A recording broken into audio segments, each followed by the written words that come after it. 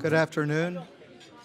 Welcome to the Federalist Society Supreme Court Preview. My name is Bob Barnes. I cover the Supreme Court for the Washington Post. And we have a great panel for you this afternoon, otherwise known as lawyers who don't have a client in the Clean Power Act case, which I guess is in the middle of its marathon hearing right now. I wanted you to know that the hashtag for this event is FedSocEvents. I had to learn from my law school daughter that FedSoc was a thing. I didn't know that. And we also have a virtual audience out there because we're live streaming on the SCOTUSblog, YouTube, and Facebook Live. So we hope to make this a very interactive afternoon as we talk about the Supreme Court, something that did not get any attention during the presidential debate last night. But, you know, there are two more. There's still a chance for them to remember there's a vacancy there. And so let me introduce the panelists, and then we'll go back to them to have some opening remarks and to talk about a few of the cases that we have. I'm doing this in order of the way they are presented on this bio list that I have. So first, I want to talk about Tom Goldstein, who is a partner at Goldstein and Russell. Tom has argued 28 cases before the Supreme Court, including matters involving federal patent law, class action practice, labor and employment, disability law. In addition to practicing, Tom teaches Supreme Court litigation at Harvard Law School, and he used to teach at Stanford Law School as well. At the Supreme Court, Tom litigates and advises clients on a broad range of issues, as you've heard. He regularly litigates and lectures on questions of federal patent law, frequently advises them on legislative matters regarding the First Amendment, and as some of you might know, he's big on poker. So he regularly represents parties in questions relating to the game of poker, including its lawfulness as a matter of federal and state law. More important to those of us who cover the court, and probably to all of you, Tom is the founder and publisher of SCOTUSblog, which in 2013 became the only weblog ever to receive the Peabody Award for Excellence in Electronic Media. It also won Society of Professional Journalists Sigma Delta Chi Prize for deadline reporting. It is really indispensable to all of us who cover the court. Before his current law firm, Tom worked at Boyce & Schiller and Jones Day, and he founded the Supreme Court practice at Aiken, Gump, Strauss, Hauer, and Feld. But now he is back to Goldstein and Russell, and we regularly see him arguing at the Supreme Court. Nicholas Rosenkranz is a professor of law at Georgetown and a senior fellow in constitutional studies at the Cato Institute. He teaches and writes about constitutional law and federal jurisdiction, and is currently developing a new theory of constitutional interpretation and judicial review. The first installment, entitled The Subjects of the Constitution, was published in the Stanford Law Review of May 2010, and it is the single most downloaded article about constitutional interpretation, judicial review, or federal courts in the history of SSRN. The second installment in May 2011 was called The Objects of the Constitution, was also in the Stanford Law Review. He clerked for Judge Frank Easterbrook on the Seventh Circuit and for Justice Anthony M. Kennedy. We'll be looking for him to explain Justice Kennedy to us. I know he'll want to. And he is also a member of the board of directors of the Federalist Society. Carrie Severino is the chief counsel and policy director of the Judicial Crisis Network. In that capacity, she briefs senators and congressmen on judicial appointments, and she appears on all matter of media and regularly speaks with us lowly scribes as we talk about Supreme Court and judicial nominations.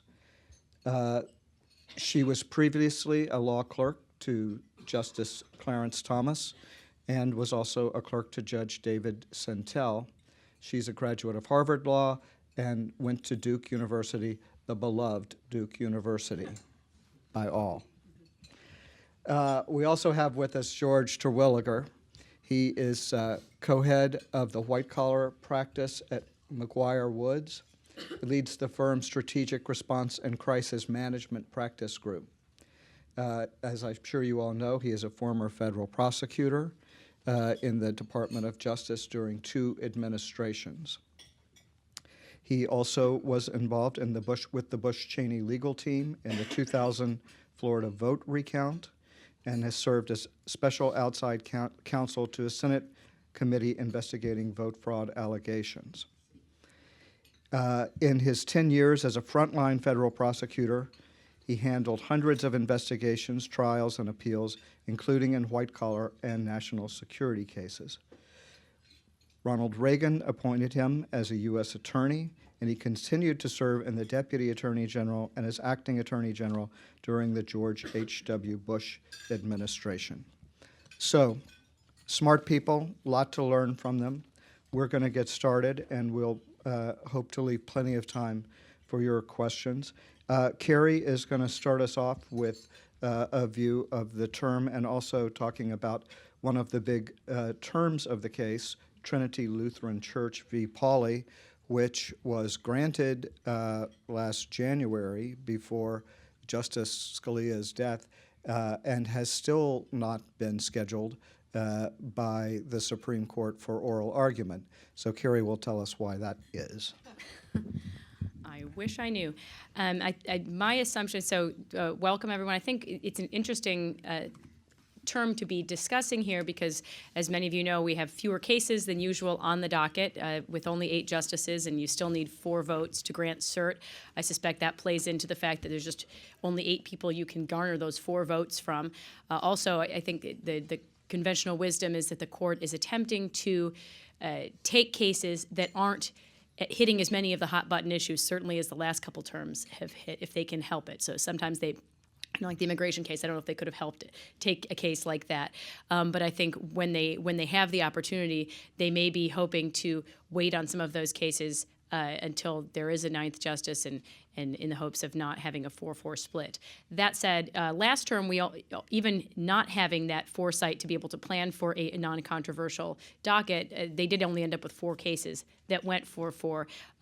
There were some really interesting and creative attempts at finding unanimity, even in hot-button cases like Little Sisters of the Poor. So I think this term, I actually would expect that even though we have the full term with only 8 justices, I think what I would predict is that there probably won't be a replacement there by the end of the term. But I wouldn't predict we would have many more cases that go 4-4, in part because I think the justices are carefully trying to maintain the consensus when they can. Maybe they'll be the only branch of government that achieves consensus this year. So at least we've got 1 out of 3. So the case I'm talking about is the Trinity Lutheran case is a case that does implicate some of these hot-button issues to a certain extent. Religious freedom has become a real, high salience issue lately. But in this case, I think mercifully it doesn't interact with any other major issues. It's not interacting with contraception. It's not interacting with gender identity. It's interacting with playgrounds and playground equipment. And I think that's something that a lot of people can get on the same page about a little bit more easily. This case deals with a program that Missouri had that would it would reimburse schools or organizations that have playgrounds with the funds to replace their current flooring material with a rubber recycled rubber tires. So it would be a softer surface, and it would help also keep tires out of landfills, and also I think they were encouraged to have programs educating the children about recycling. So trying to have a message there as well. So there are sort of a few different goals to this, but really I think the biggest one would be helping children have a safer playing surface. Trinity Lutheran Church has a preschool and daycare center, and they applied for a grant under this program. There were 44 applicants, and according to their neutral criteria, which ranged from everything from did you complete your application to how did your project plan look like, and did you have that educational program in place to teach about recycling, et cetera. They were actually ranked 5th among those 44 schools in terms of desirability for them to have the grant. And the state ended up giving out 14 grants, but nonetheless, Trinity Lutheran did not get one of those grants, and that's because Missouri has a provision in its constitution that's called a Blaine Amendment, and it provides that no money shall ever be taken from the public treasury, directly or indirectly, in aid of any church, sect, or denomination of religion. And Missouri Supreme Court had interpreted that, as I think the text kind of makes clear, to say that providing this to the funding for this playground to the school would violate Missouri's Blaine Amendment. Now, the Blaine Amendments are actually something that are in, I think, at least 30 different state constitutions, and they arose in the middle of the 19th century. There was a man named James Blaine who is part of was really kind of a broader anti-Catholic movement, was attempting to get a federal constitutional amendment passed to keep federal money from ever supporting any sectarian schools, which was really a code word, particularly at the time, for Catholic schools, because from our current sensibilities, the public schools in general would have looked very sectarian, I think, to us today. They had the mainstream Protestantism was very much involved there, but.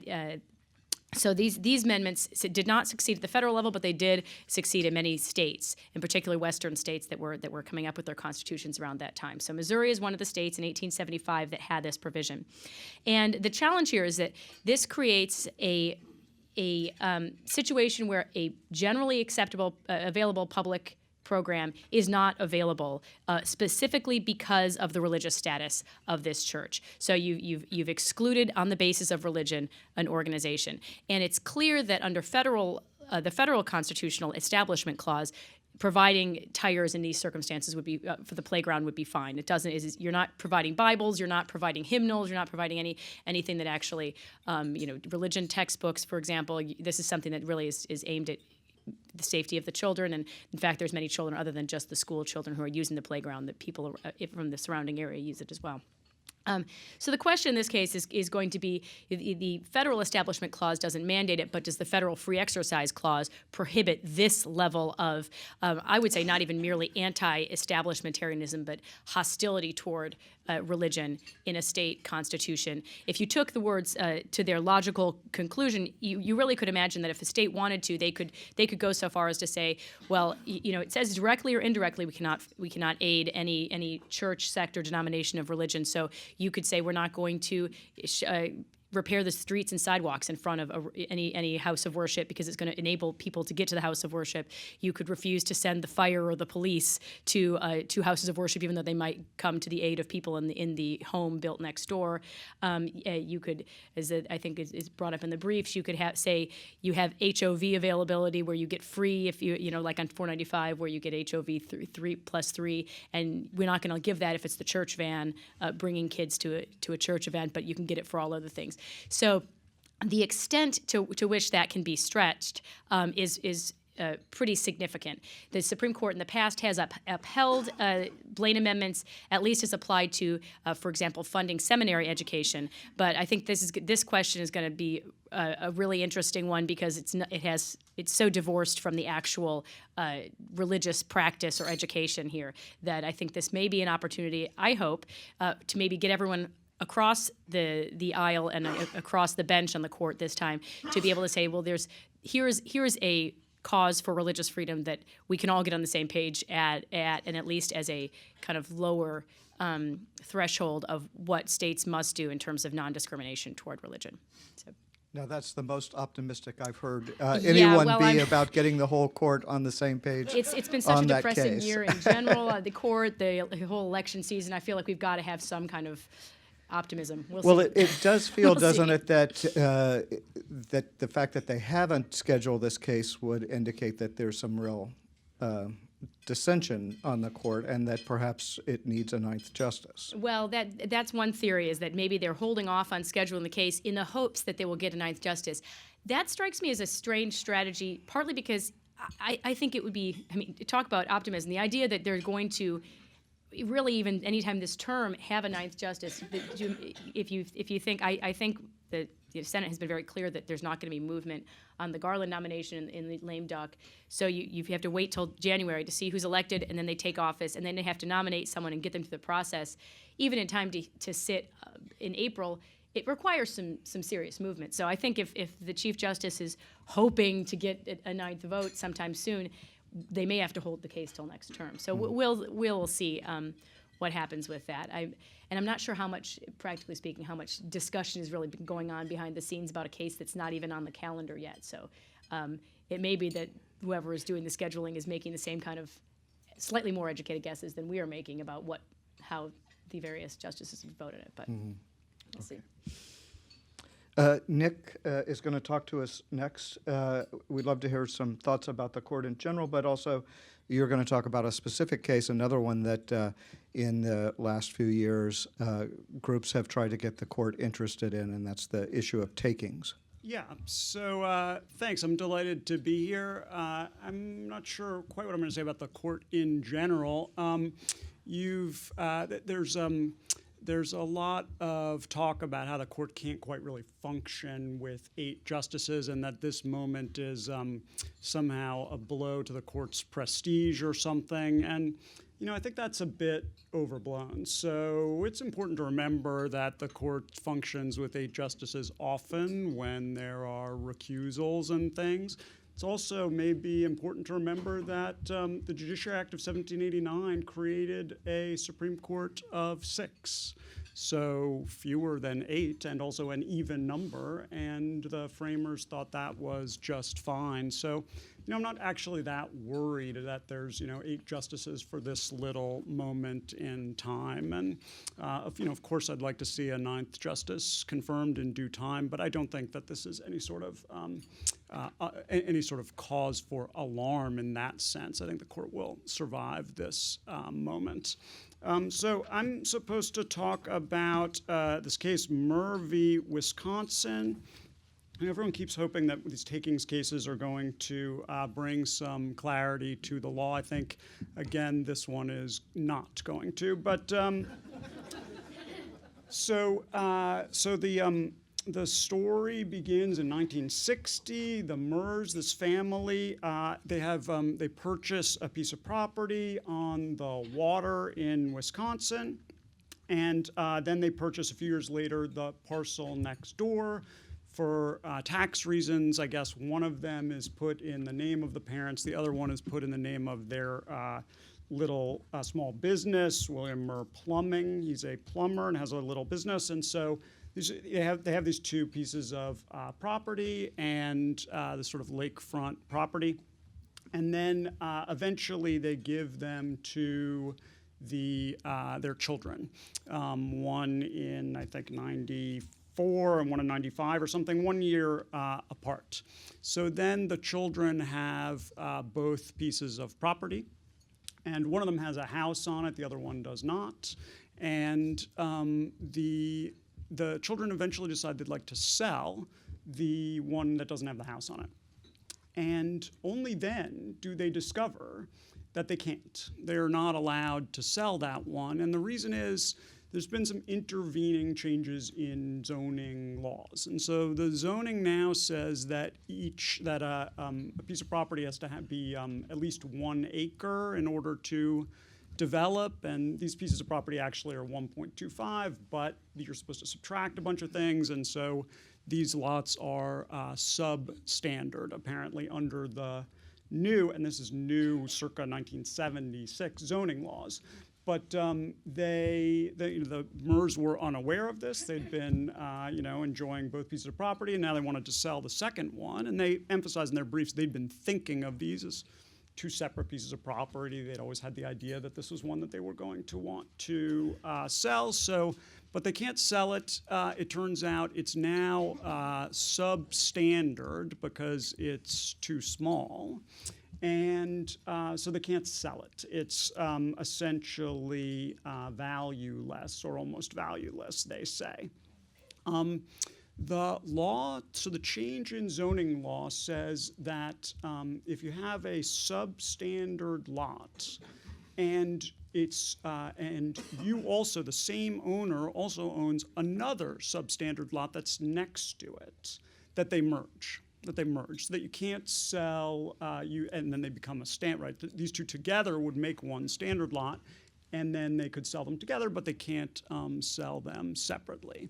And so this seems very unfair to the MERS, and so they are wanting to claim this works a taking, right? They had a piece of property that they thought had this value, and that is lot F, and they can't sell it, so has the state taken their property?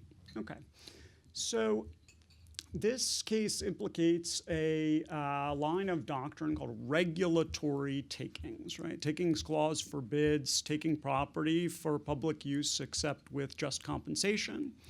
And so the easy case, the paradigm case, is when the government literally takes the land, right? Takes ownership of the land. But there's also this line of doctrine about regulatory takings. Sometimes the government passes a rule about the use of your land. And the question is whether those rules can ever amount to a taking. The answer is at least sometimes yes. So if the rules are so intrusive that in fact they basically wipe out all of the economic value of your land, then you get to claim a taking, and the government has to compensate you for that. Okay, so this is regulatory takings doctrine. Now, but here's the problem. Regulatory takings doctrine requires you to have a view about the denominator. Quite what is the parcel of land that we're talking about? So when we say, did it wipe out the whole value of the land, we have to have some view about what the land was, what the denominator is. So from the MERS perspective, they want to think about these as two separate parcels, and the parcel that they can no longer build on or sell, that one, the value's been entirely wiped out. That's the way they would like to think about it. The state, though, says, no. There's one big parcel of land, and as to that one big parcel, we've wiped out maybe a little value for you, but not much value, and certainly not all. You could certainly still have a house there, and you can certainly still, play volleyball on the other patch of land or whatever. And so this is raising the question of the denominator. And from the MERS perspective, this was a very surprising outcome. And so the brief describes kind of sympathetic picture of how surprised they were. The state says they shouldn't have been so surprised. These were on the books even when the land was transferred to them, and they should be, we should presume that they should have known what the state of the law was. So, what the parents should have done really. Oh, by the way, there's a grandfather clause. So if the parent, so grandfather clause when the zoning law changed. So if the parents had given Lot F or sold Lot F to anybody else, then it would be okay for that other person to build land on it, build a house on it, etc. So the parents made this error, as it were, by giving it to the children, such that there were these now contiguous parcels owned by the same people. Maybe even if they'd kept it in the name of the plumbing company, that might have worked. But so, what they should have done is sold it, as it were, to somebody else and given the money to the children or something. But instead they give the land to the children, and that caused this merger. Okay. The court grants this case because they think, well, okay, here's a very clean, easy case that we ought to be able to figure out. It's just, is this one parcel or two? What's the denominator? It sounds like it ought to be easy. First of all, it's not that easy. But second of all, this is kind of an idiotic inquiry. What's the denominator?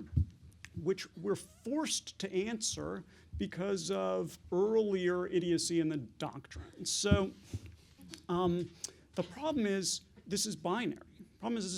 Right? If we've taken all of your land, then we have to compensate you 100%.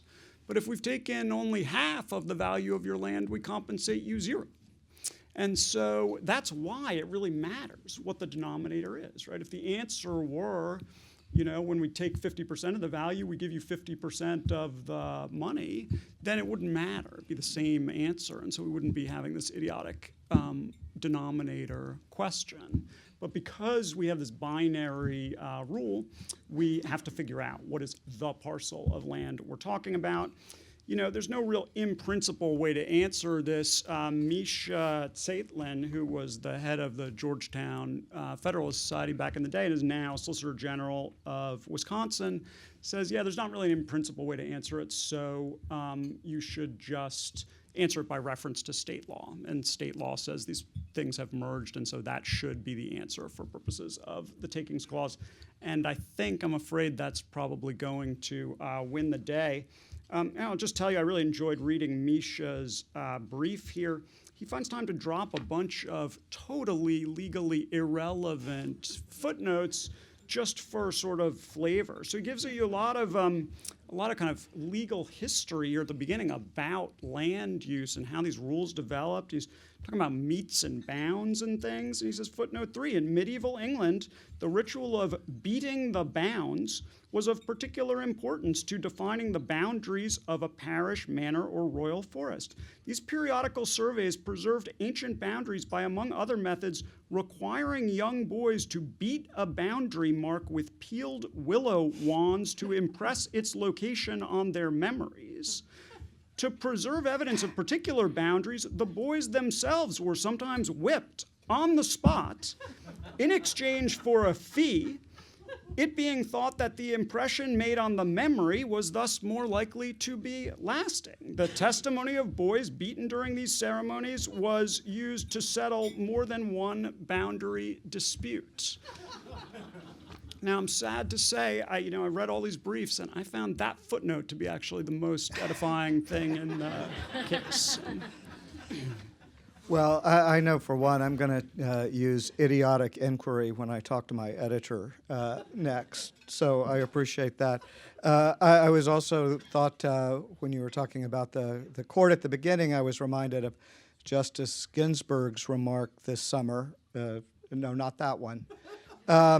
The one where she was asked if 9 was the right number for the court. She said, well, I certainly wouldn't want any more. Tom is going to talk to us about a couple of cases from the business docket. Thanks so much. While Bob's reaction as a professional was that he would use the lesson derived from Nick's comments with his editors, I was immediately thinking what I would do with my kids.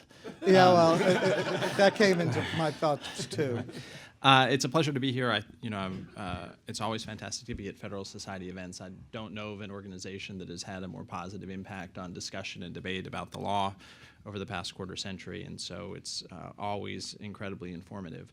On the broader questions of what's going on with the court, I think I have some measure of disagreement, which is always healthy. Carrie is incredibly knowledgeable about how the Senate, and particularly the Republicans in the Senate, are thinking about this, so I give her a lot of deference. My personal guess is that you will see in the end, if Hillary Clinton wins the election, a pivot, a really quick one, in which Senator McConnell says, look, I've always been, as a matter of principle, opposed to moving forward on this, including in the lame duck, and that's my view, but members of my caucus have spoken with me, and their view is to the contrary, and can we confirm him today? That would be really great. I'm not doing anything after lunch. Because, the Republicans have executed an extremely successful political move and not borne significant political costs for it, and they are savvy and not stupid, and the prospect which still hangs over this process that Hillary Clinton would nominate somebody else and somebody much more liberal is out there. And I think they would much, much, much, much, much rather have Merrick Garland than many of the other possible candidates. So I would be, we'll see. But I would actually be surprised if there wasn't, in the event of a Hillary Clinton election, a lame duck confirmation. With respect to the question of whether the Supreme Court will survive, That question seems to answer itself. But, we did have 6 justices a couple hundred years ago, and then we decided that was a really stupid thing to have an even number of justices. And, the institution just doesn't function as well when there are important things that it can't decide, and it seems things that it tries to avoid deciding. So I actually think there's a fairly common view that it's not like the thing's going to collapse. The public isn't going to blame the justices for the fact that there are only 8 of them. It's not their responsibility. But that things operate much better when the court has its full complement of justices in whatever circumstances possible that aren't required by recusal. So as Bob mentioned, I'm going to talk about the business cases, which do have some interesting things in them with respect to that corner of the world, and I'm going to talk about 3 of them briefly. The first is the Shaw case. It involves bank fraud, and then the Salmon case involving insider trading, and then briefly the Apple-Samsung case involving design patents. With respect to Shaw, there's a couple of provisions of the bank fraud statute, and one of them just says you're not going to go out there and defraud banks. And the defendant in this case, Shaw, is like, well, I didn't defraud a bank. I just defrauded the guy whose account it was, so I'm a good guy. And it's basically one of a number of cases, including the insider trading case, where the conduct here is extremely unsavory, and the question is, does it fall within the 4 corners of the federal criminal laws? And this was actually something that Justice Scalia was very active in thinking about and urging the court to dial back on the scope of prosecutorial discretion on a lot of these broadly worded federal criminal statutes. So what he did is there was a guy who had an account at a bank, and then the guy left for Taiwan, and the defendant got access to the bank account, and he moved the money into another account, first his father's account and then to his own. And so he took about $300,000 from somebody else's bank account. The bank itself didn't lose any money because it's protected. It was able to claw back some of the money, and the rest of it was just the depositor's fault. It was his responsibility. So the question is, look, if someone is to try and steal money from somebody's bank account, but there's no proof that they actually tried to get the bank's own money, have they engaged in a scheme to defraud the bank or not? And it's the defendant says, look, there are other provisions of the federal bank fraud statute that talk about property that's under the control of the bank. This isn't a case brought under that provision. I wasn't trying to defraud the bank at all. I didn't care how the bank did. I wasn't, didn't want any of its money. I just wanted to steal from somebody else, so you should let me go free. It is in an era in which the court has been more attentive to the plain text of the statutes, an argument that has a real chance of success, but is obviously an unsavory one, but has consequences for the scope of the bank and wire fraud statutes, which are extremely broad and have very, very broad and significant penalties. The second case, the insider trading case, is called Salmon, and it is a cousin of a series of cases that people have heard a lot about because the Second Circuit, where a lot of insider trading prosecutions are brought, has cut back on the insider trading laws and got a lot of attention. And the government itself attempted to bring this issue to the Supreme Court. This is the question of, okay, in an insider trading prosecution, when the person gives up the insider information, does the ability to bring a prosecution depend on that person having essentially a monetary interest? So here you have a guy who works at Citi. He has access to information about mergers. He gives that information to his brother, who gives it to somebody else who trades on the basis of it. Now, you could say that the tipper has a variety of interests in doing that, including familial relationships. There was somebody who was marrying into somebody else's family, that sort of thing. So he benefited from it. It wasn't that he was just completely agnostic about it and just like posted it on a blog somewhere. He was trying to advance the interests of his family, arguably, but nobody was giving him any money. And certainly the person who ended up getting the information and trading on the basis of it wasn't aware that he had any financial interest in leaking this highly confidential information about the mergers. And the Court of Appeals here said, well, look, he had an interest in doing so. He was gaining something, even if it was non-monetary. And the government's position in defending that prosecution and the Court of Appeals ruling in favor of it says, look, people do things for a lot of reasons. You don't want to have a legal rule that says unless the tipper who has the confidential information gets a check or cash or something like that, you can just engage in all the insider trading you want. But again, it's a legacy of the court trending in the direction of more narrowly interpreting the federal criminal laws, really hewing very closely to the text, that brings this into question. It's a very, very, very significant case for the government's ability to combat what it perceives as nefarious insider trading, because there are lots of times where the person doesn't get cash for giving up the information. The third case, which I'll describe very briefly, is a case that I'm involved in, full disclosure. It's Apple versus Samsung. It's a part of the smartphone wars between those companies. It's the design patent part of the smartphone wars. And Apple, like Samsung, has a variety of design patents on how things looked. And among other things, for example, Apple has a design patent on the front-facing screen of a smartphone with rounded corners. And a jury found that Samsung had infringed that patent with its own front-facing screen with rounded corners. And so one would think in the ordinary course of most laws that Samsung would then have to pay damages that relate precisely to that infringement, either the profits that Apple lost as a result of the infringement or the profits that Samsung gained. But instead, the legal rule that was applied in the case is that Apple got all the money that is the profit from the sale of the phone entirely. So it went from being, a $5 million case to a $500 million case. And it's a question about the interpretation of the design patent statute, which is can be read and has been read in a variety of different ways.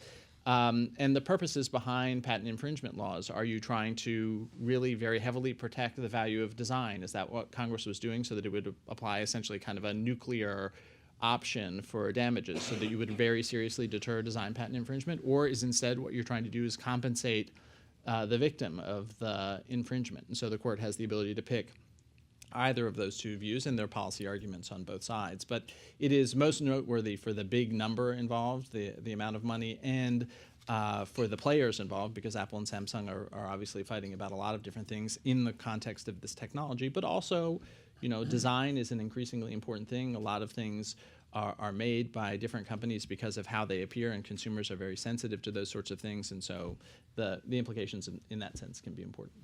And am I right that the SG yesterday was granted time in that argument? Is Yes. that right?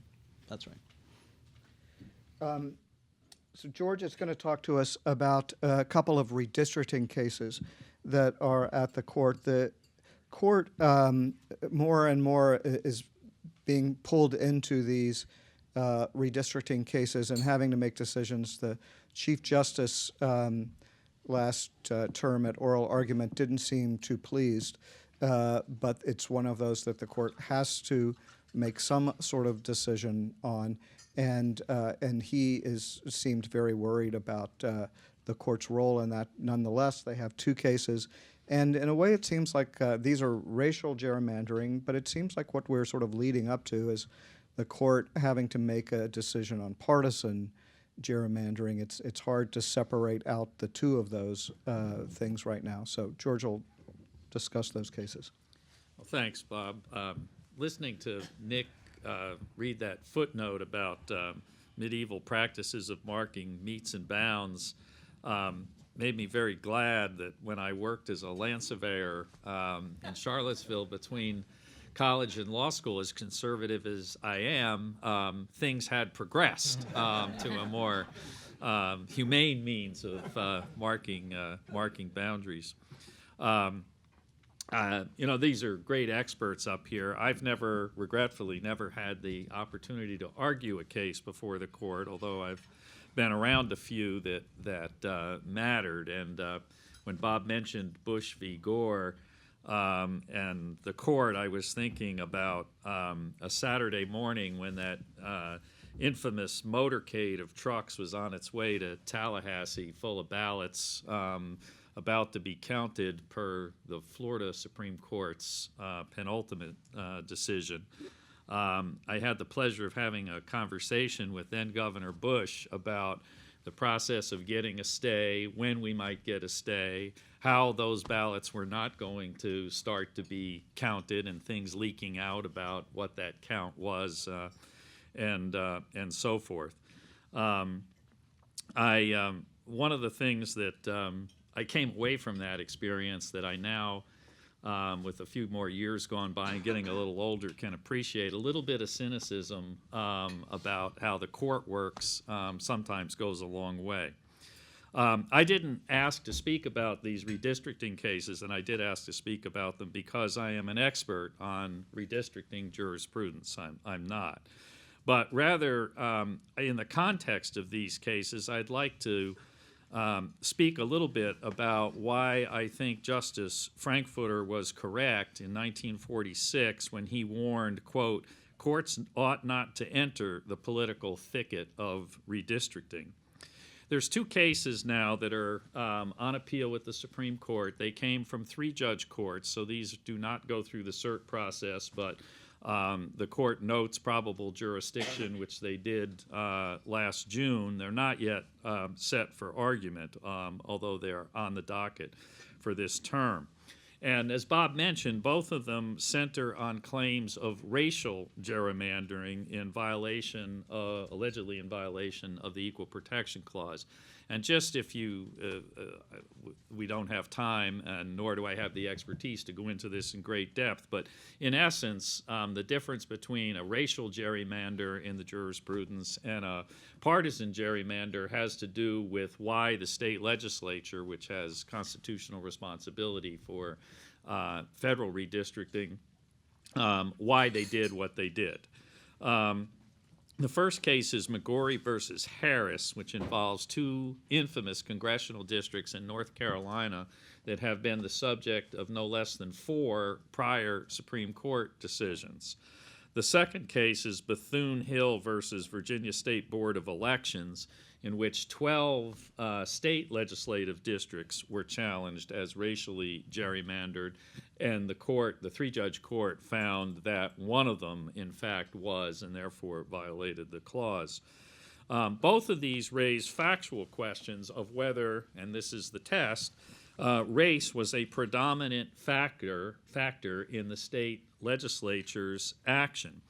Both also present a legal question of whether race can be shown to be the predominant motive for creating a given district when the lines were drawn to, for example, create a majority-minority district so as to satisfy the requirements of the Voting Rights Act, prohibition on diluting minority voting rights or retrogression in the extent of minority voting rights.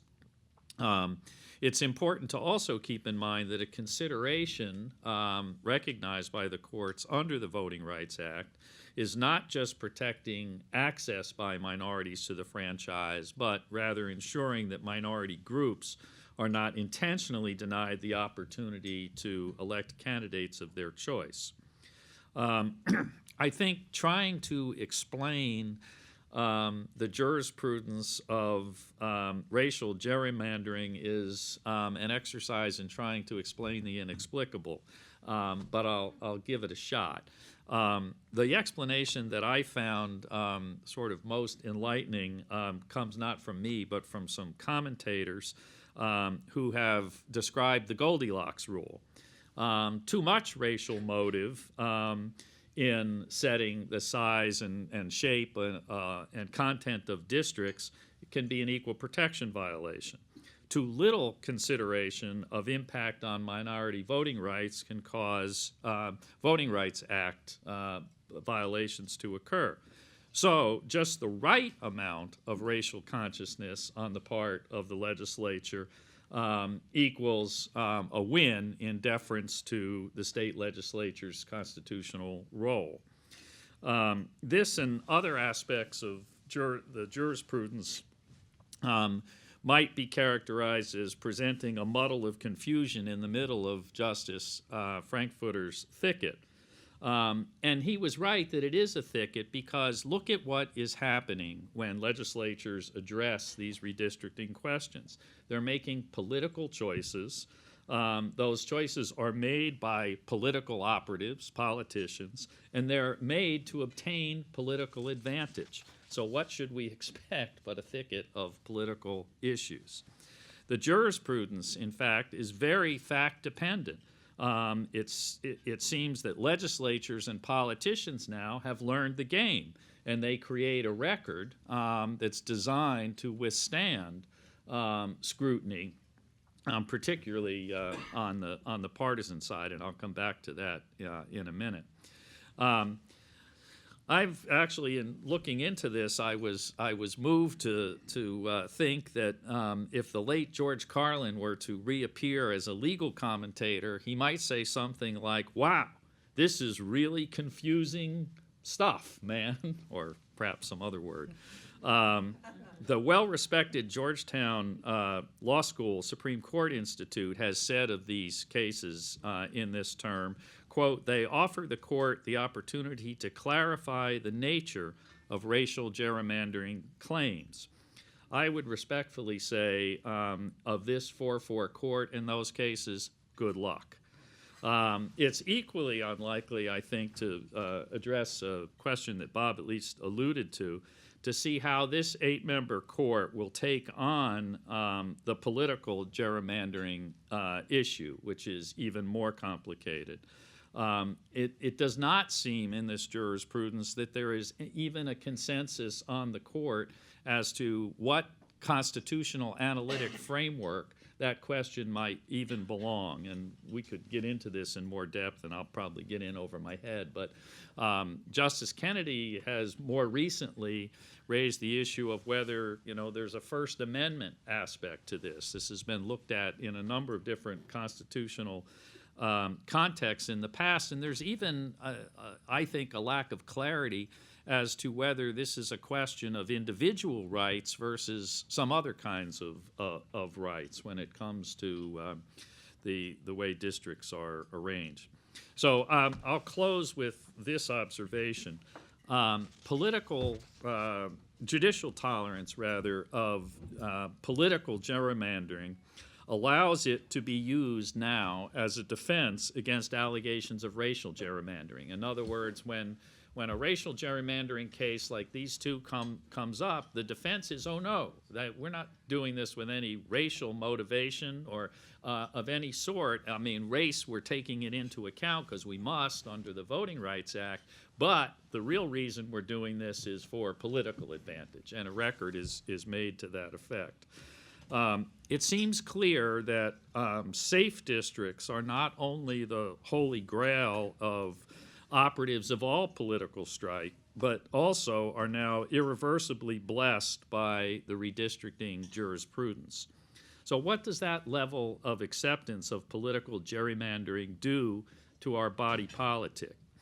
I don't think, and I welcome your comments on this when we get into questions and answers, but I don't believe that the electorate in the United States as a country is anywhere near as divided as are its elective representatives. That is a direct result, in my view, of redistricting practices and the tolerance for creating so-called safe districts. These conditions create even more division on issue, which in turn begets even more extremism in reaction, perhaps even as our choice in the presidential election on this go-around attests. If we are on a course to even greater divisions, it is because our courts, having waded into Justice Frankfurter's thicket of redistricting, seem lost to find an intellectually honest and constitutionally sound path out. Thank you. Thank you, George. So we can touch a few more bases. I'm going to quickly, so quickly as to probably mangle them, run through 3 criminal cases that are on the docket that are interesting, and then ask for the panel to talk about them. One is Pena Rodriguez v. Colorado that looks at whether or not a defendant right to an impartial juror means that they can go behind the juror's deliberations. And in this case, this defendant was convicted of sexual assault. And after the verdict, 2 jurors went to his lawyers and said there was a bigoted juror. He talked about, of course, he was guilty because Mexicans take what they want, and that he had been in law enforcement and that he'd had a lot of experience with Mexicans before, and seem to say that is why we know that he's guilty. The Colorado Supreme Court said that his lawyers could not bring that evidence, could not go to a judge with that, and now it's here. Some jurisdictions allow this. The federal rules don't, and other states don't. And so it's a very interesting question. Another along those lines is Buck v. Davis, a death penalty case from Texas. The crime, I believe, was committed in '95, horrible crime where this man killed his girlfriend in front of her children. At his sentencing at his sentencing, there was testimony from a state psychologist that, yes, he would be a future danger, something that Texas law required to show for the death penalty, because he was male and because he was black.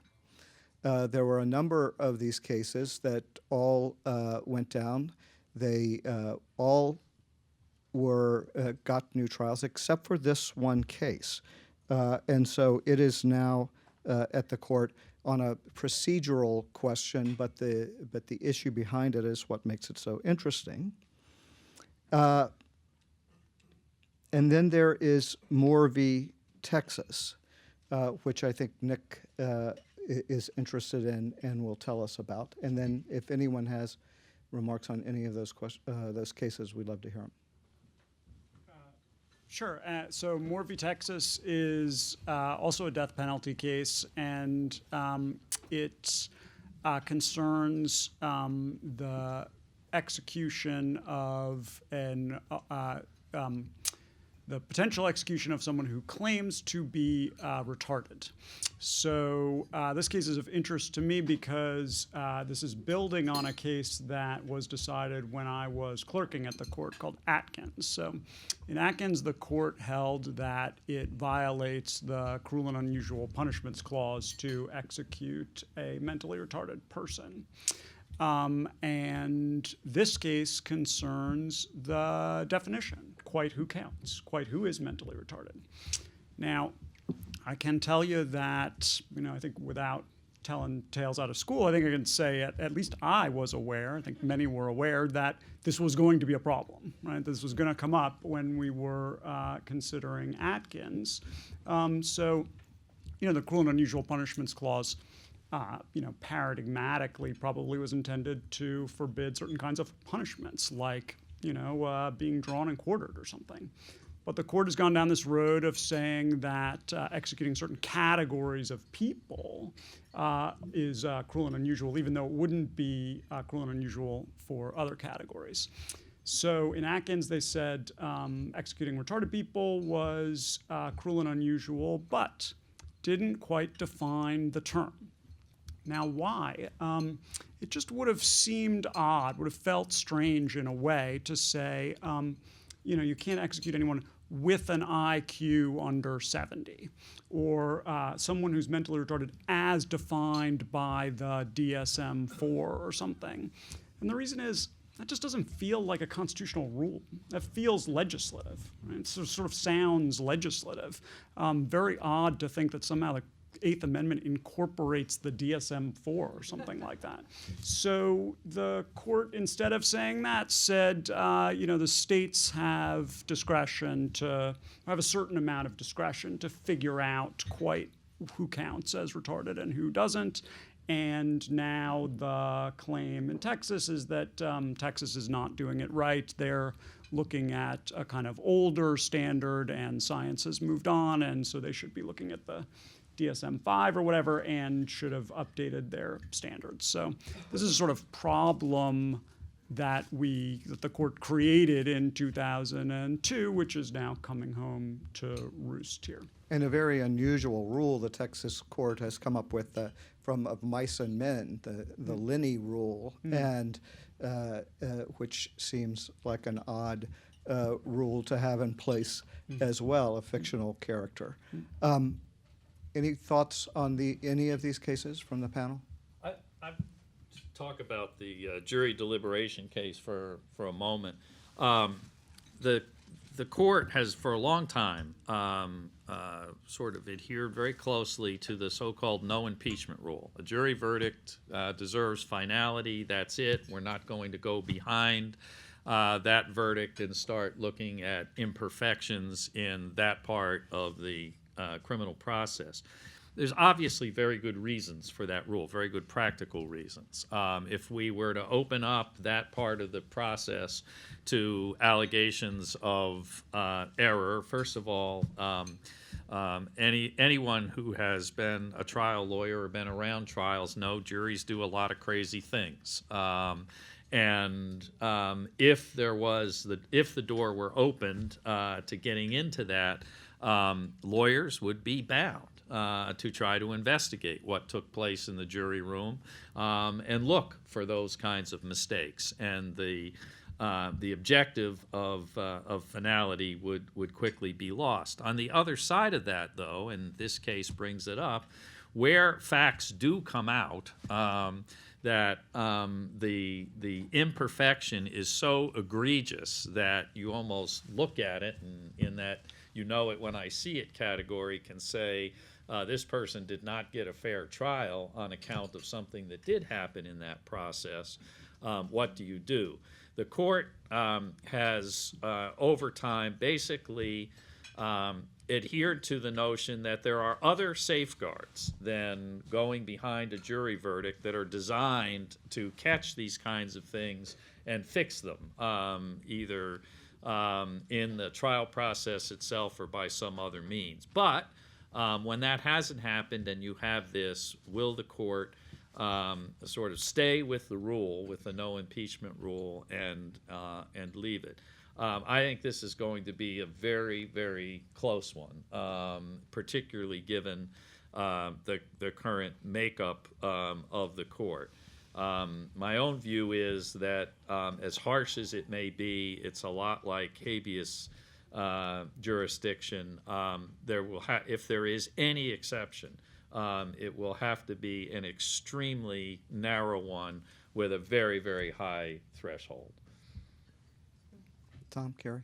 I'll just comment on the one thing to be looking for in a couple of these death penalty cases is we saw in the Glossop versus Gross case, 2015 case, the dissent by Breyer and Ginsburg kind of basically flagging the issue of maybe we're ready to reconsider the constitutionality of the death penalty whole hog, and I think that's just going to be interesting to watch. I don't think there's the votes for that yet, but I think it will be interesting to see if we continue to see sort of concurrence, dissent, separate writings on that to that effect, and it also makes it another interesting factor in who would that fifth justice be, because we don't really know exactly where Kagan and Sotomayor stand on that question, and who knows who the ninth justice, how that could play into those things. Again, I don't think it's going to come up this term, but you may see this be another of these stepwise, long-running campaigns to make that issue live again.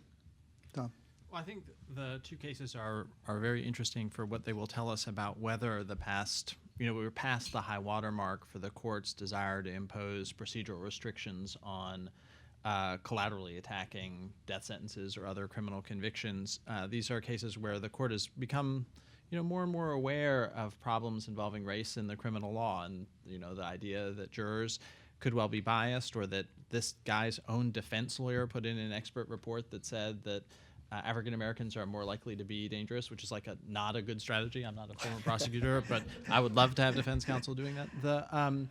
And I think that the court is going to be hesitant to have the country perceive it as essentially turning a blind eye to these very serious flaws. Now, how, as a matter of principle, they write opinions that say, essentially, this person can get relief, but we're not opening the door to a lot of challenges to jury verdicts, is a very, very difficult thing. The only other small thing that's worth noting is that these kinds of cases illustrate why Merrick Garland, for example, might well be different from other Democratic nominees. As a former prosecutor himself who has been attentive to the needs of the government and prosecutions, somebody like him is somebody that the government probably would much prefer to have adjudicating a case like this than kind of a more standard progressive nominee like a Sonia Sotomayor is, I think, quite likely to be much more sympathetic to the defendants. Just one comment on that, because you mentioned it before as a moderate, but I did want to bring up an article that Adam Liptak had recently talking about a recent study that looked at several of the shortlisters that were perceived for this spot, maybe a next one, and found Garland, interestingly, even to me, to be the most liberal amongst the list, so more so than Patricia Millett, Paul Watford, Jane Kelly, Sri Srinivasan. And so it was just heartening for me to hear that I'm not the only person saying he, in fact, is not as moderate as he has been advertised. I agree. This issue is one that we don't really know exactly how he stands, except for his history as a prosecutor, because there's not death penalty cases coming up before the D.C. Circuit. But just another piece of evidence that I think the idea that he's the most centrist person you're ever going to get isn't actually necessarily borne out. We'll see. Well, it's great to hear Carrie's support for Sri Srinivasan and Patty Millett on the Supreme Court. While we're on Merrick Garland, let's say that Secretary Clinton is elected. Give me the odds that we'll see a Justice Garland. Carrie? Oh, is it if Clinton's elected? Well, I'll give it 10%. I think it's pretty unlikely. You do? Even under Clinton, Clinton renominates. Oh, she renominates him. Well, if she, then I think it's really hard to. Or you don't think she will renominate him, or you don't think the Senate will move during the not- lame duck? Oddly enough, the Clinton transition team hasn't really reached out to me yet, so I'm not really sure what they're going to do in terms of renominating. She's been calculatedly coy on whether she would renominate him. I think that's a good question. I still say very low odds. So. Nick? I actually agree with Tom that I think we'd see a quick movement to try to confirm him in the lame duck if that were to happen. I think Nick's really smart. I think a lot depends on what also happens with the Senate. If the Senate remains in Republican hands, then I think the possibility of Merrick being confirmed grows. If not, if the Senate were to turn over, I think it's unlikely. You think she would get pressure to nominate someone else? Yeah, I mean, she'd at least want to go through the process of considering someone else rather than just accept what's there. We have more to talk about, but I want to get take some questions from you guys, people in the audience. Who would like to go first? I have a question on this cert process. Hold on just a second, I think. Okay. On the cert process, you need 4, and you can only choose from 8 now. And is this possible to actually calculate this the way you can calculate drawing into an inside straight when there's one of your opponents is already showing a 5? Is it simply capable of mathematical? You can say, oh yeah, the math or the statistics tells us that we should expect this. Is that possible? With a poker reference, I guess Tom goes first. I think the answer is, look, if you have fewer people who can contribute a vote to granting cert, doesn't that just mean that you've just lost 11% or so odds of getting cert granted in any case? I think the answer is probably no, because there's not an even random distribution of votes. They tend to pack together. So, for example, 4 out of every 5 cases that the Supreme Court agrees to hear involves a circuit conflict. And those votes to grant cert, there may be 8 votes. It's not a case where you're frequently just clawing for the 4th vote. Does it happen? Sure. But increasingly, or in a substantial number of those cases, what you're having is defensive denials anyway. So I think what's probably happening here is that in ideological cases, both the conservatives on the court and the more liberal justices of the court, neither one wants to step into ideological questions for fear of getting a justice of the wrong stripe and not liking the outcome. And that's why you're getting more mechanical cert grants that involve just standard circuit conflicts that are boring. So I think that the justices do tend to pack together in their cert voting, not uniformly, but they tend to, based on whether or not they think they have to hear the case because of a circuit conflict or because they think they can do some good on a question they care about. Anyone else? think there's also, because it's always also an interpersonal thing, there's other strategies as well. I mean, there's the well-known, courtesy fourth vote. If there's three people and it seems like it's a borderline case, okay, sure, I'll give you the fourth vote to take it. So you may see, I'm not sure if you'd see a courtesy third, but I think there could be some of that. There could be some of the justices saying, we have a light load, let's take this case that otherwise wasn't, it's got a split, but it's got a really narrow split that we wouldn't normally have taken. So I think it maybe will self-correct a little bit that way, but I agree. I think Tom's analysis makes sense as well. Well, we saw a courtesy fifth in a case that hasn't been accepted yet, so I want to talk to you about that. That's Gloucester v. GG. This is the case of the transgender student in Virginia, and the school board does not want to follow the Fourth Circuit and the district court's ruling that the student has to be allowed to use the bathroom of his choice, of his preferred gender, his chosen gender. The case came for a stay to the Supreme Court, and it was approved with 5 votes, but Justice Breyer said he was only giving the 5th vote as a courtesy to preserve the status quo for now, and seemed to say that that's not going to affect him when the court decides whether or not to take the case.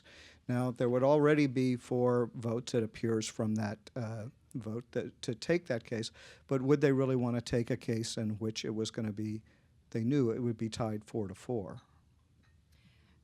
Well, I'll point out that the big legal question in that case, actually, it's an interesting case because the facts are literally sexy in this case, but the legal question is one that's often not considered very sexy, and that has to do with our deference. It's an administrative law question that actually is a very important question, and one that there was an increasing appetite, it seemed, on the court to really reconsider. This is when you defer not to just an agency's interpretation of a statute that's actually been passed by our elected representatives, but the agency's interpretation of its own regulation. So, and in this case, it was even questionable. It's not even necessarily a regulation so much as a series of letters that went back and forth. It wasn't something that was binding on law. But I think there's a risk in cases like this where there's such a high valence third rail kind of issue involved that the case gets overshadowed by that rather than the actual legal question. And there's a similar legal question, very different case.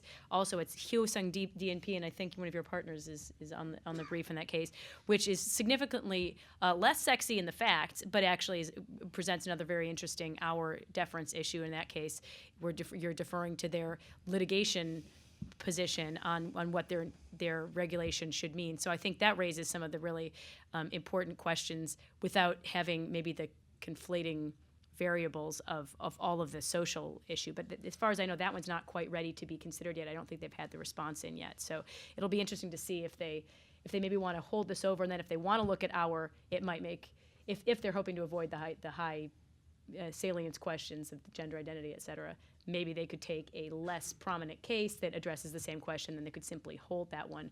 Or simply say, the our question is one that has been percolating and moving for a long time. I wouldn't be surprised also if the court just said, the facts in that case in particular are really unique and unusual. This might not be the best case to dig into it, especially because we don't want to have to touch the issue with a potential 4-4. Although they did stay it, which would show that's true. an That's true. interest. So there's that. Anybody? Yeah, I would just pause on Justice Breyer's decision to vote and provide the 5th vote that was required to put that lower court ruling on hold. And I think that shows probably 2 things. The first is the justices really are trying to function as a governmental institution and collaborate and cooperate in whatever way possible. They delayed reaching 4-4 decisions until the last minute at the end of the last term, suggesting that they were trying to work some things out maybe. And so I think it's Breyer's signal that he will not, try to let one side be prejudiced by the fact that they don't have a full complement of justices. But the other thing is that I think he could well be playing the long game. Carrie mentioned Justice Breyer's increasing hesitancy about the death penalty, and justices on the left have obviously been more willing to grant stays of execution. I think it may well be that he's trying to navigate to a circumstance in which he looks to the court's right and says there are going to be things that you want stays on, and I will be in a position to provide you a courtesy 5th vote. But if somebody's going to be executed and we really want to take a hard look at this, I expect the same courtesy from you. I don't know that that's actually what's going on or if it'll or play out, but it would be the kind of thing that he would do. Which they had, what, a term or two ago in which a stay of execution was not issued in one of the lethal injection cases. Yeah. Anybody else on those cases? Who else from the audience has a question? Yes, sir. Kenneth Jones with Supreme Court Yearbook.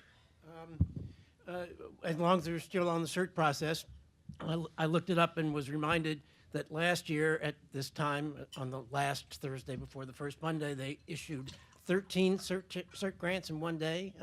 I wonder if any of you expect a batch on Thursday, or will we continue to see few cert grants?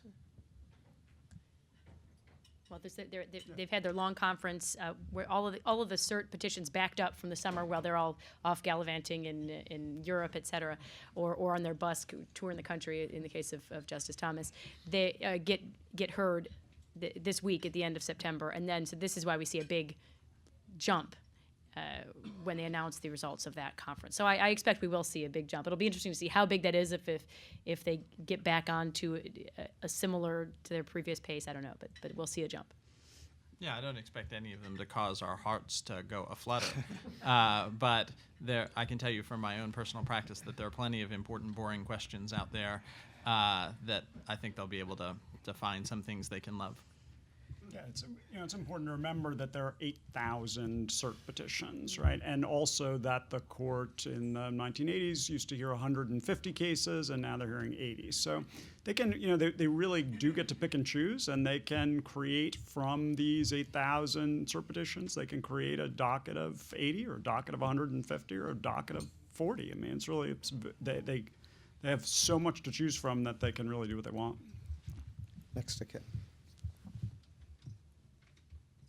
Yeah, just I guess specifically for Professor Rosenkranz, I'm just curious if the concept of consensual severance is at play at all in Murphy, Wisconsin. I know the plurality and stop the beach renourishment sort of flirted with the idea again, and if there's any possible movement on that. Yeah, so there's in the Penn Central case, there's this question of the air rights over the Grand Central Terminal, and there's just sort of this idea of can we divide the interest in the land? Can we think of it as different pieces, and then say, well, you've taken all of this one piece.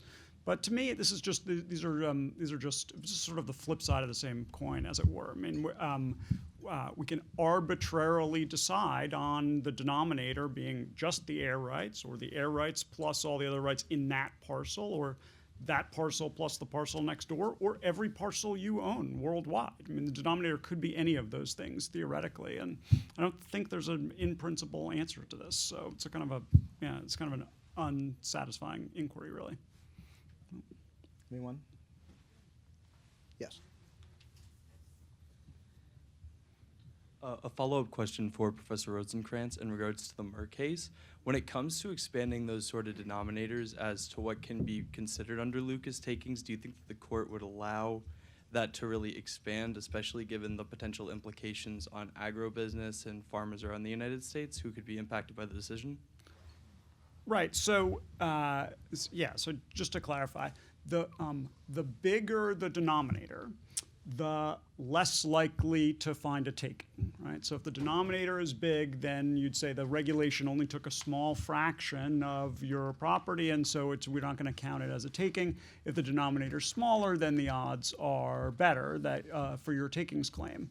The court's probably not going to adopt some very expansive view of the denominator, which would thus make takings claims, regulatory takings claims, even harder than they already are. They're quite difficult already. So in Penn Central, for example, they did reject clearly the view that the denominator was every piece of property that the company owned, in New That was not the answer.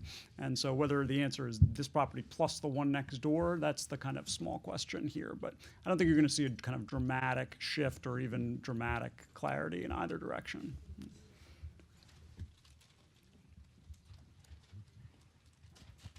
Just for fun, I'm curious if the panel would care to speculate on likely retirements, given the question of with choosing each of the presidential candidates winning. So likely retirements under Clinton, likely retirements under Trump over the next 4 years. I'll just have the caveat of even when it seems like politically there might be a logical likely retirement, for example, in the case of Justice Ginsburg during either of President Obama's term, she was getting a lot of push to retire. It doesn't always happen. When I was clerking, it was not long after Justice O'Connor had retired, and I think there was definitely, you got the feeling that she maybe thought she might have pulled the trigger too quickly and would have liked to be on the bench. And I think watching her close friend and colleague go through that may influence Justice Ginsburg a little bit more, especially now that her husband has passed away, and she is really at an unprecedented peak in popularity and renown. It seems like it might be a strange time for her to step down, despite the fact that she is now into her 80s.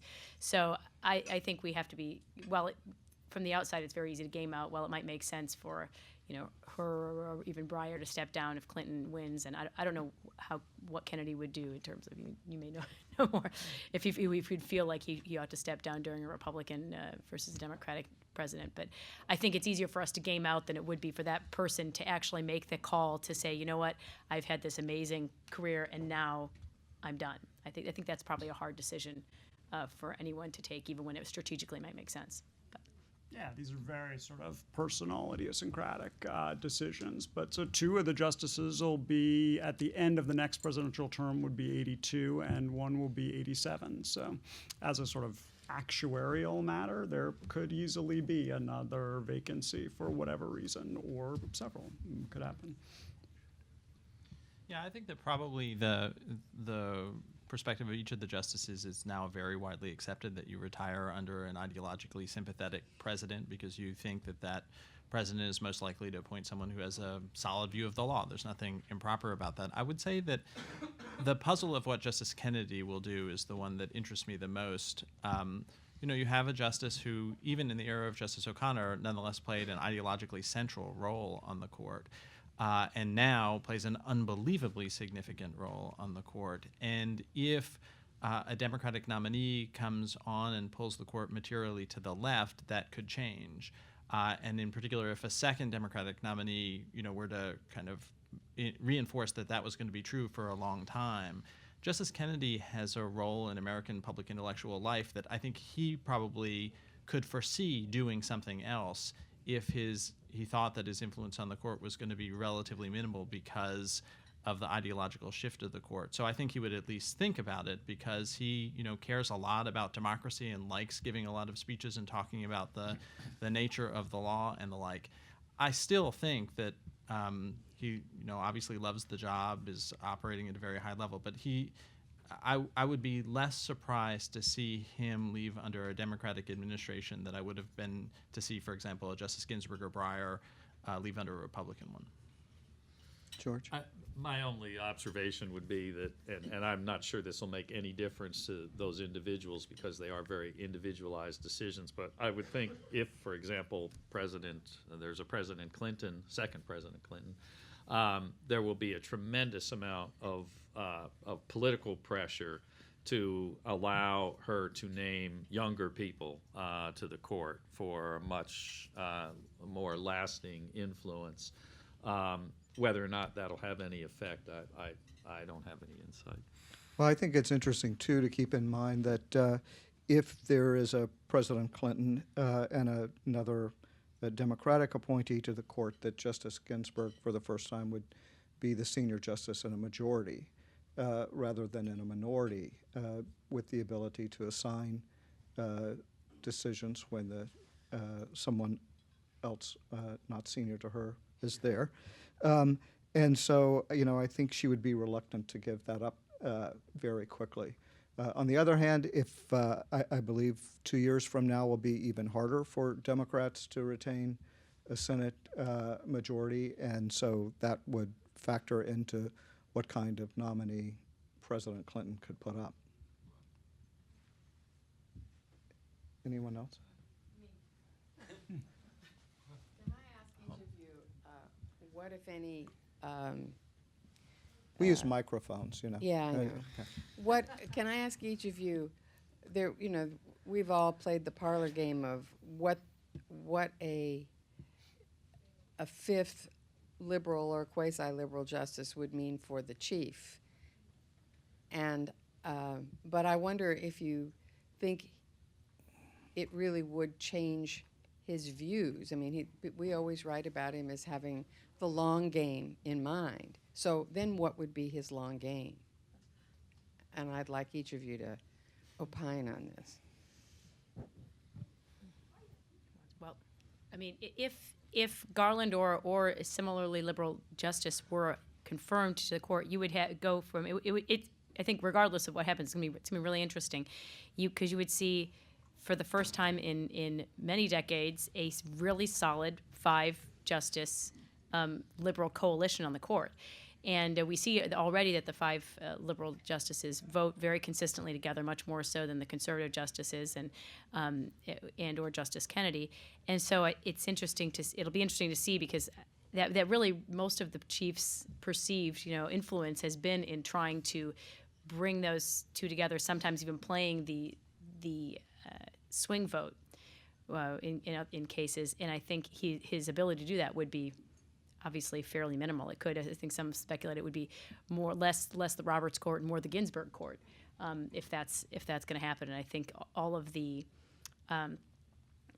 major changes, whether that means overturning Heller, overturning Citizens United, all these different dramatic impacts that people have talked about, those aren't going to be things that I think Roberts would want necessarily to view as his legacy, and I don't think ultimately they would be from his contribution, obviously. So I think we'll have more. We would have more of a Ginsburg court. I don't know where that leaves him, the Chief Justice. I don't think it necessarily would induce him to move to the left. I would sort of hope not, unless he was simply vying for getting to write some of these opinions. But I would hope that may, in some cases, free him up to feel more able to have a more principled position. I think there's sometimes when, from my perspective, it looks like he was allowing some of the desire to build a coalition or please some of the outside audience to switch where I think the more principled position on his vote would have been. And when there is no hope to even get that 5th vote, maybe he will hew more closely to a principled constitutionalist line. We'll see. I guess I'd just say my intuition is I don't think that the chief likes to think about this in these terms. So, many or most cases do not split 5-4 across ideological lines, and I think the chief will continue to think of his job in the same terms, and will continue to think of his job as being a sort of steward for the court as an institution, even if he's going to be in dissent in some of the big ticket, socially, salient cases. He's going to continue to do what he's doing and not think of it as a dramatic change in his job description, I would imagine. I mean, so there are two models here. William Rehnquist, who was John Roberts' mentor and he clerked for him, really in the early years of his tenure on the court was out there in the wilderness and just was willing to, take very principled stands in dissents and separate opinions in the view that someday the law would catch up. And he was largely right. John Roberts would face a different challenge, and that is playing defense, so that he faces the prospect of the legacy of the court's last 25 years being undone. And, I think he'll act with a great deal of principle. I would say that I think that there will be a number of cases in which he will see the wisdom being to go to the more liberal members of the court and saying, we can build a broader coalition if you all want to move relatively slowly. There are two choices for the left. One is to, if it wants to do something like an all-out assault on a case like Citizens United or Heller or something like that, to fight the fight over whether they are being just exercising power and not respecting stare decisis. And justices like Elena Kagan and Merrick Garland, if he would be there, would be very hesitant to kind of invite that kind of criticism.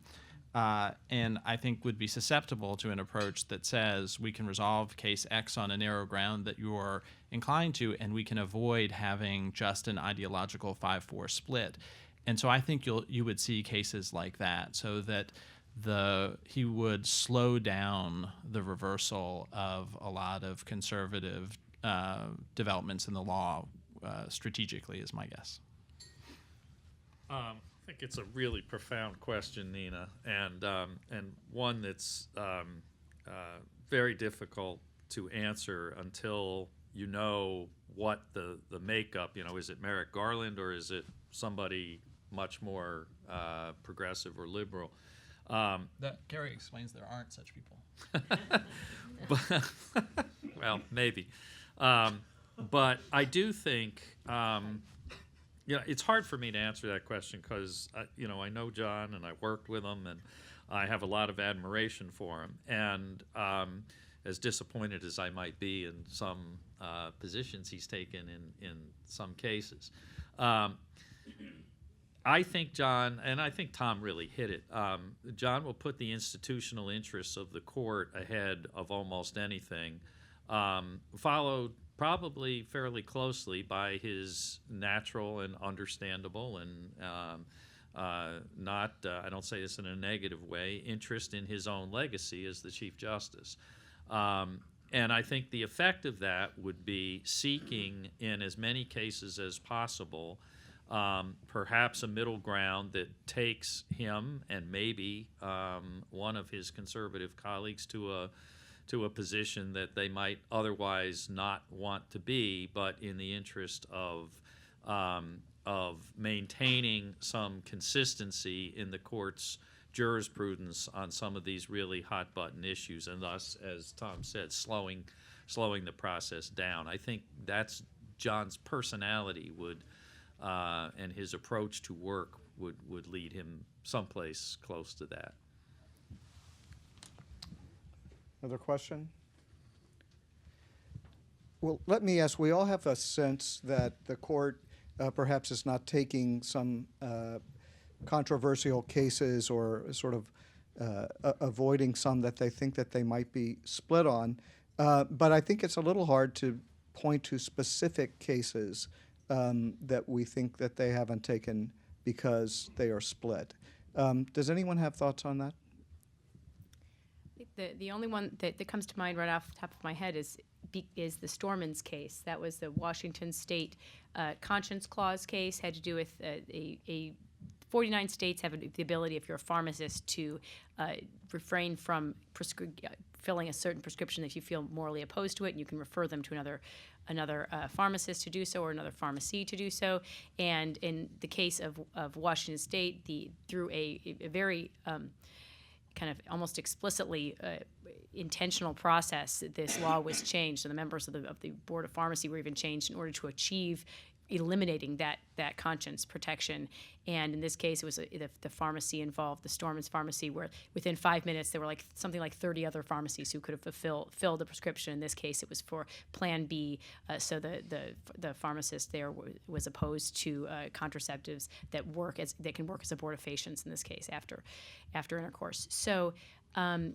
The Ninth Circuit upheld that, and the Supreme Court denied cert on it, and there was Justice Alito had a strong dissent from denial of cert, basically saying if we're not willing to stand up even for religious freedom in a case that's pretty extreme here, where it's obvious they're trying to target conscientious objection specifically, then this is going to be a real problem going forward for religious freedom. So I think that's the kind of case that may have had the additional vote if Justice Scalia had been there. So if nothing but that, I think it's more likely it would have been taken with him on the court still. But I also think it could have been the kind of issue where the court said, oh my gosh, didn't we just do contraception? Let's not go near this again. We don't want to have to try to recobble together another Little Sisters type arrangement. So. Mm-hmm. I think that's definitely the best example. I would say that you might well have seen the court more interested in some of the voting cases that have come to it, if there was a sense that with respect to voter ID or other forms of contested restrictions on voting, like early voting and the like, they one side or the other could see getting to a real majority, and they have applied what seems to them to be a principle of not getting involved and not changing the law very close to the election. But a lot of these questions are very close and could be dispositive in the outcome. Mm-hmm. Texas has now filed for cert in its case. Do you think that the court has to take one of these cases to further define what Crawford meant, a voter ID case. Yeah, probably so. And I think that that case is being set up so that it's not in the heat of, an election that's going on right then. And that's the circumstance I think they'll be most likely to. There isn't a lessening interest in the questions of voter identification, and there's a segment of the country and a lot of legislatures that are very concerned about perceived voter fraud, and so this question is not going away. I think that this, Crawford is among the issues that you would say in a new, what we might call a new Supreme Court, if the court were to pivot to the left, could well be redefined in a very significant way. And so a lot of these cases, Justice Scalia was for kind of aggressively moving the court on important questions when there was a more solid conservative majority. And John Roberts' perspective even then was to move kind of more slowly and more modestly, which brought him some conservative criticism. There are a number of issues out there, gun rights being among them, things like Crawford being among them, that are kind of hanging out relatively undefined, and a more liberal Supreme Court majority could, kind of put the kibosh on them in a significant way. Bob, I'd like to believe that the court will take one of those cases, or maybe more than one, because they present very important questions that are sort of impact a fundamental part of our democratic process. I don't know whether they will or they won't, or what it means. I do think they're staying away from them right now for a reason. I'd like to believe that reason is to sort of let the jurisprudence percolate through the circuits a little bit. But they are really important questions, and what makes them doubly important, and even makes the timeliness of addressing them important, is vote fraud doesn't matter in 90% of all elections. But when it does matter, it really matters. And I know there's a lot of studies that it doesn't really exist and all of that. But when you look at what happens in a very, very close election, and how we've gotten into litigation over close elections, and probably we'll see more, when vote fraud questions start to enter into the mix of issues that might be raised in that litigation, it's going to become even more difficult. And what worries me the most about all that is our people have a genuine belief and faith in the election system, that it works, that actually the people that get the most votes win. And if that faith gets shaken by any means, and certainly the question of whether vote fraud can affect the outcome of election would do that, I think we would be headed in a very bad direction. All right, that is our time, I'm afraid. Please thank the panel for me. They make my job very easy.